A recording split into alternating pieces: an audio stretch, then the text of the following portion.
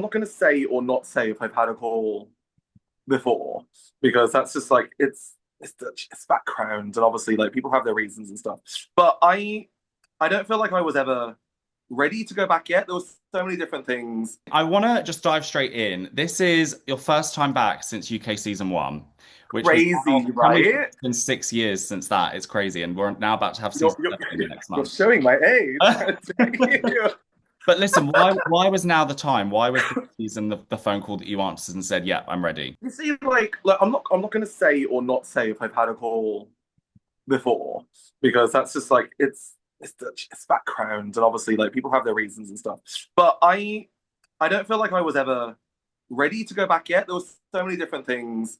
Um, like since then I've realized a lot of like neurodivergencies, autism, ADHD, and like understanding a lot of those things and just looking it's taken a couple of years and obviously COVID's been a thing as well. So it's just been like back to back to back to back.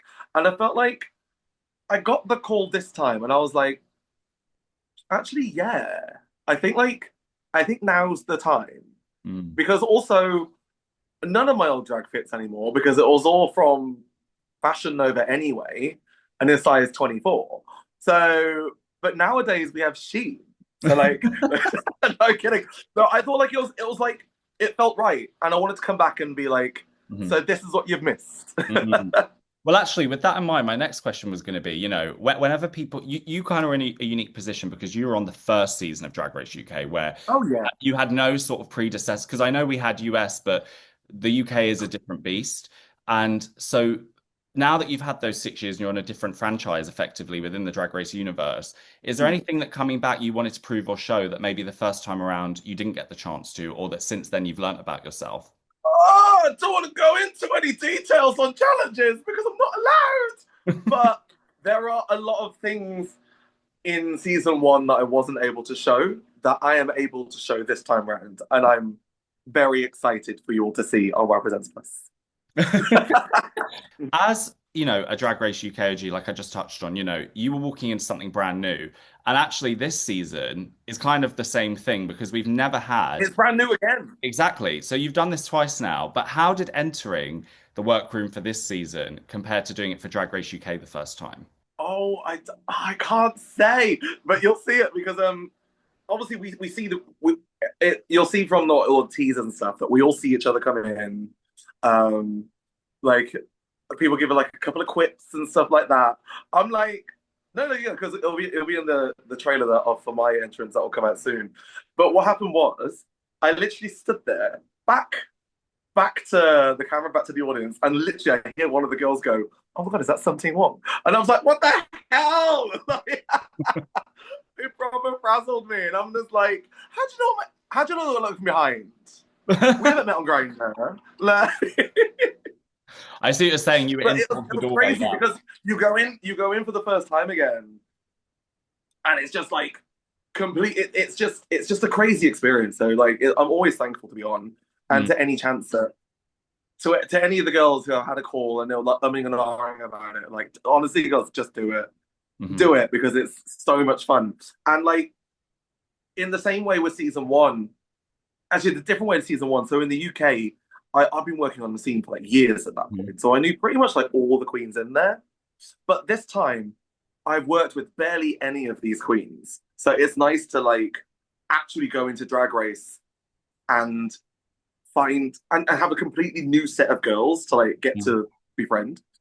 Yeah, well, I was actually going to ask you, was there anyone on this cast that you knew personally before, or was this literally like a whole new group of people to you? No, so Brigading, I follow on my secret boy Instagram account, and I have done for years. Like Brigading's honestly one of my favorite drag queens. And I think I followed Brigading before she got on Drag Race. Hmm. So when she finally got onto Drag Race Philippines season one, I was like, and I think like obviously I had got on before that, but then it was like it's just so nice to see the people that I've been admiring from afar. Another one was Suki Doll, Hmm. who's like her fashions are insane, like insane. Like I hands down believe that the package that these girls have brought to Slaysian is one of the best runway packages you will ever see on Drag Race. Mm. And I can put my hand up to that. This season has got some of the most legendary, queens we've seen, and any All-Stars season is always going to have like fan favorites and people that maybe we wanted to see more of that we didn't get to see the first time. But did knowing that you were going into a cast of all people who had done this before, including yourself, did that intimidate you all? Not really, because I think like with learning my neurodivergence and things like that, I think one of the main reasons I was quite nice and quite like sweet was because being the kind of what's the opposite of assertive? Like subservient, Hmm. not trying to rustle any feathers. I'm just there to have a lovely time and not rock the boat. But Yeah. knowing that this time round going through, I feel like I can be more myself. So regardless of who's there and whose name that I already know, I'm there to have a good time. Yeah. And if you're not, then you're not going to be friends with me. Like, That Something as well about this season that I think is a bit different, which we don't see in the UK franchise, is guest judges include a lot of the Drag Race like alumni and stars. So we've got people like Alyssa Edwards, Nymphia Wynn, Sasha Colby, like various winners and whatnot. What was it like for you to be judged by your peers? Because I'm sure you've worked with a lot of these people before. it's I think it's not so bad if you take it as a job. Yeah. Like you could take it as the gig because everyone watched All Stars with Adore. Like we're not going to. Everyone watched the All Stars with Adore. Adore's worked with Michelle loads, and Yeah. then they had that moment backstage when she was like, "This isn't for me. I didn't expect you to be like this." It's their job. Yeah. It's their job to do that and critique because everyone has opinions. Hmm. Everyone will always have opinions on your drag on what you do. Hmm. So having people voice their opinions who are your peers, it doesn't feel. Well, to me personally, it doesn't feel so bad. Yeah. Like if Nymphia is there saying, I don't like how this outfit looks on you, or I think this could be changed. Yeah. That's no different than you stepping back and looking at it yourself. Because these are all professionals. We're Mhm. all sisters. We all work together. And this isn't an attack on anyone. We're all just trying to help each other out. So Yeah. I I think think that's fine. I think it's cool. they've also stood up on that stage and, been on the receiving end of it as well, which I'm sure maybe. Yeah, they've Yeah. had it. And also a lot of the time they're wrong. So Our friends can get it wrong. Sorry for yeah, them. our friends are always wrong sometimes. I see the people they date. And listen, this season is going to be one of the most unique, maybe the most unique we've ever had, because it is basically a celebration of the Asian queens and like what they've brought to Drag Race and the culture and the art and the outfits. And that is something that I think everyone can agree does not get enough recognition within Drag Race universe and also just within wider television, I think is fair to say. What was being part of something like that like for you? So I think it's in a little teaser clip actually. Not that I've struggled with my Asianness. I've always known I'm Asian. I'm not. This face isn't changing, regardless of what color contacts I wear, like a K-pop girl. Um, so the thing is, like, I've always grown up Asian. My parents have always been like, "Remember, you are always Asian." Hmm. And I'm like, that's a really weird thing to say to like a kid at school, but it's true because I will always be Asian. I'll be able to fit in with everyone else. I'll have friends, but at the end of the day, I am not like them, Mm. and I have my own specialness when it comes to that because I'm not like everyone else. Even though I can do the same, I can work the same, I can do the same gigs, I can sing the same songs, I can perform just the same, I can act the same. At the end of the day, I've always had this feeling that I don't really belong, Mm. which is such a horrible thing to say, especially if I'm born in the UK. So it's having that kind of unity of being Asian together with other people who have always felt the same. They'll talk about themselves on the show and stuff like that.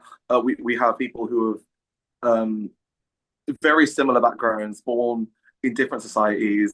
There are some adoptions. There are some like the the the heritage of everyone is so rich. And everyone just thinks, oh, Asian queens, ding a ding a ding ding ding ding ding, dragons, gold, all that kind of stuff. But we're not all that. Yeah. It's like saying drag race, white people.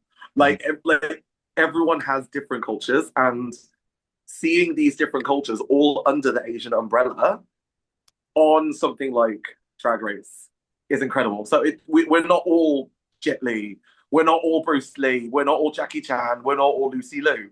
Mhm. Like we all have a beautiful and rich, diverse history depending on our backgrounds and also our like upbringings and in like the Western society. I think that's very well said. Yeah, absolutely. Yeah. Oh. Are you hoping, with all of that in mind, that maybe I'm sure there's going to be some younger Asian queens watching potentially for the first time actually this season, like first time watching Drag Race, I mean, when they watch the season. What are you hoping people like that take away from watching these episodes? I feel like I want people to because when I was watching Drag Race as a kid, God, I was the kid, wasn't I? Jesus. I Don't worry, was me too. I remember secretly watching it and I was in like year I 10. remember watching season one and seeing Ongina, like, yes, Asian. And then like and then actually managed to actually probably watch it in season two and stuff like that. And just seeing all these different queens. Like, I idolize Manila. Mm, Like I learned to do my makeup because I was like, all these other white drag queens around from Drag Race, they all have makeup tutorials. They don't have my face. yeah. As something as simple as that. Yeah. So I'd look at Manila's and then like try and emulate her face when I was learning to do drag. And it's just having Asian representation, having any POC representation on TV, I think is amazing because you see I guess you don't really notice it as much as growing up Caucasian, growing up white, especially in the UK. But when you see yourself represented on TV, that it's just something so powerful Yeah. and something that resonates with you. I've had so many messages from people like since my season going, "Oh, you have such a similar family situation to what I do.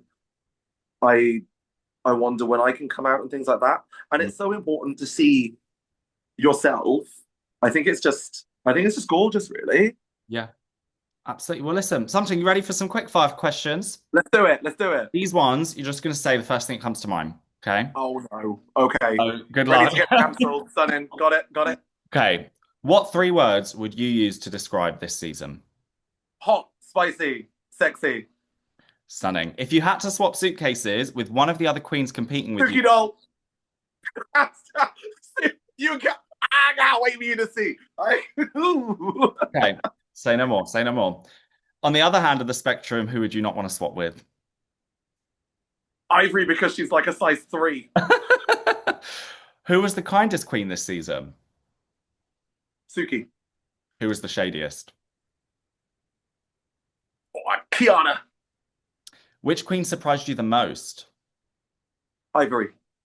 If you could compete against anyone from the entire Drag Race universe, who would it be and why? Jujubee because I want to see her in real life again.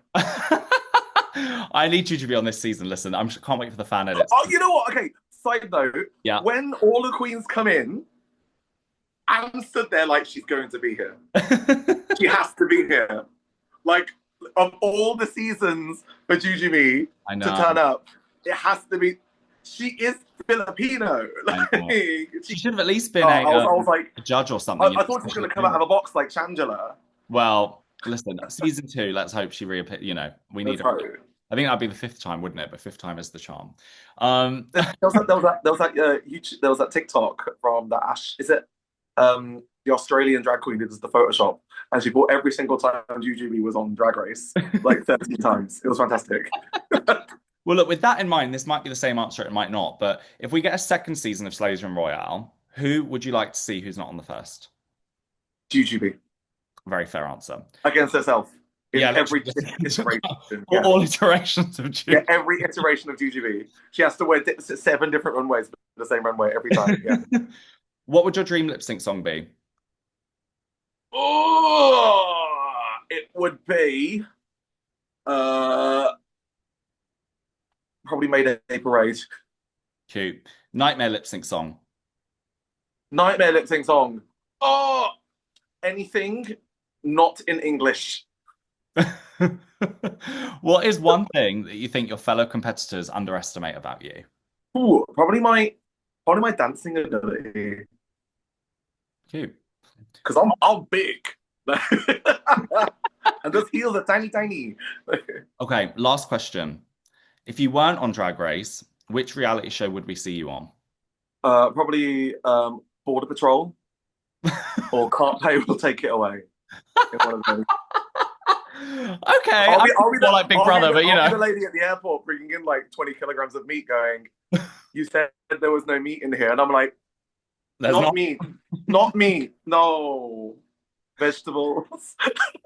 Well, listen, thank you so much for taking the time to speak with me today. It's been so lovely to finally meet No, you. thank you for having me. Good luck with the new season. We can't wait to see how it turns out. Thank you so much. On War Presents.